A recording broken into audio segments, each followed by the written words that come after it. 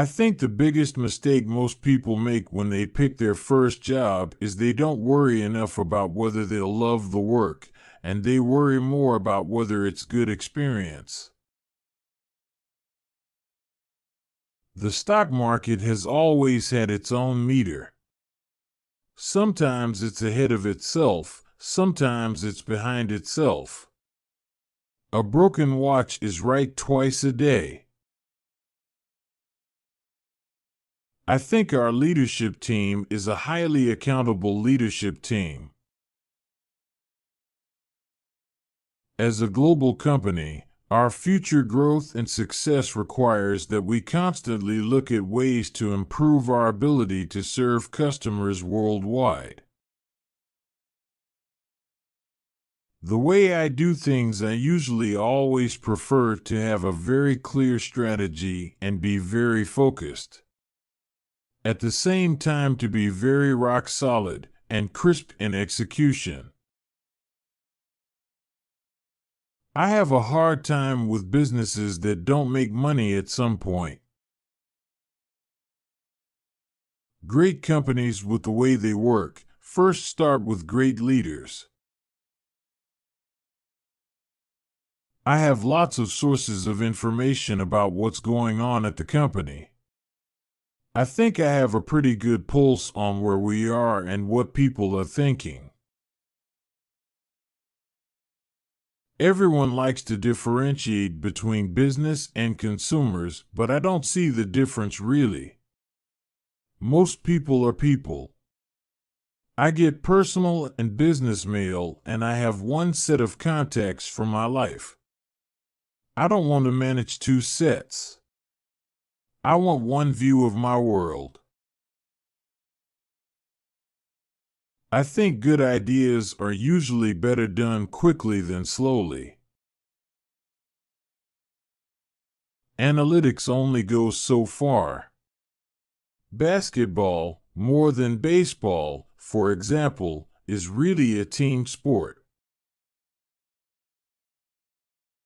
I like to tell people that all of our products and business will go through 3 phases. There's vision, patience, and execution. I loved every minute of my time at Microsoft, but I had always envisioned having another phase of life just because I thought that would be interesting. It had never been my plan to work until I literally didn't want to do anything and then hang it up.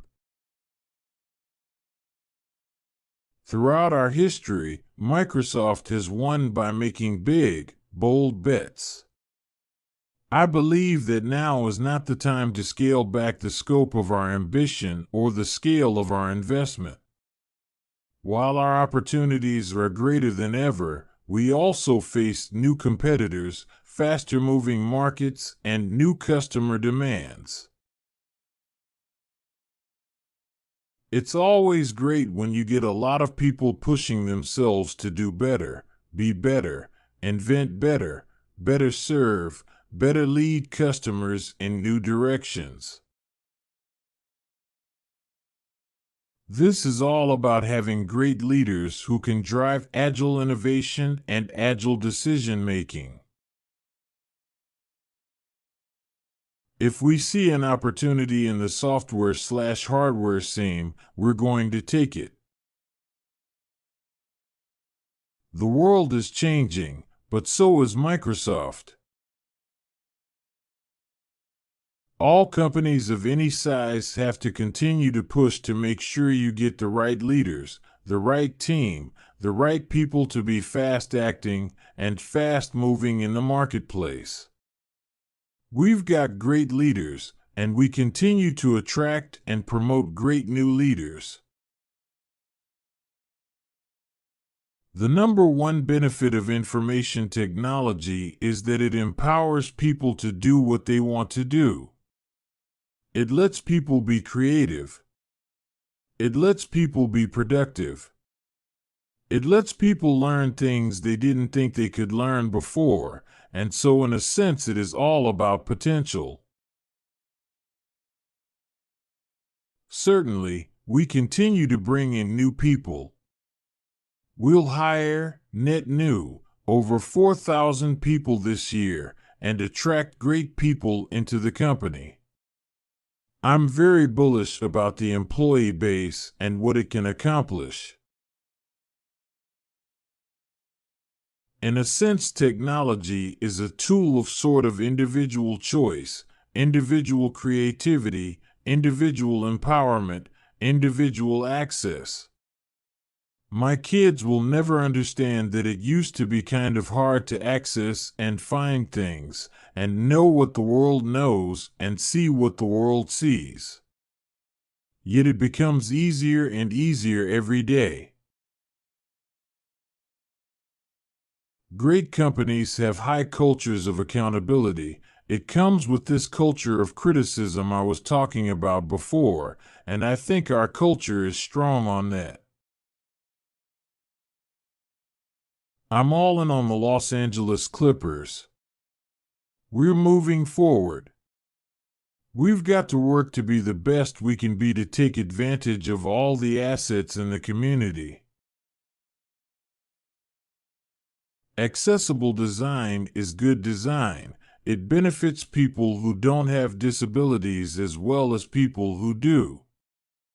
Accessibility is all about removing barriers and providing the benefits of technology for everyone. We don't have a monopoly. We have market share. There's a difference.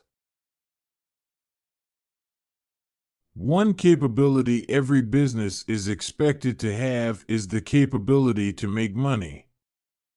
It requires a certain kind of discipline, a certain kind of mindset. When you're running a company, you have employees, lots of them, that can interrupt your schedule. You have customers that can interrupt your schedule.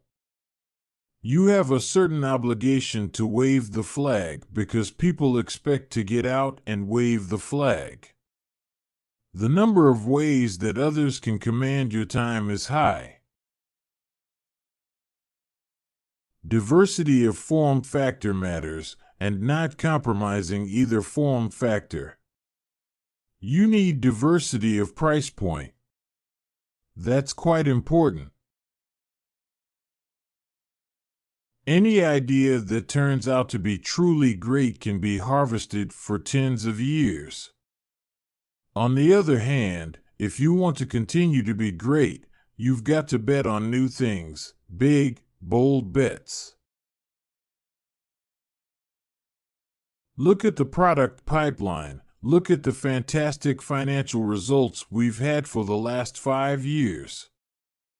You only get that kind of performance on the innovation side, on the financial side, if you're really listening and reacting to the best ideas of the people we have. I don't really know that anybody's proven that a random collection of people doing their own thing actually creates value. We can believe that we know where the world should go. But unless we're in touch with our customers, our model of the world can diverge from reality.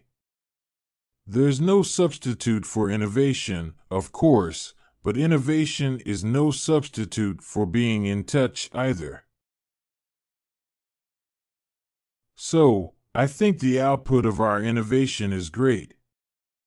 We have a culture of self-improvement. I know we can continue to improve. There is no issue. But at the same time, our absolute level of output is fantastic. You get some success. You run into some walls. It's how tenacious you are, how irrepressible, how ultimately optimistic and tenacious you are about it that will determine your success.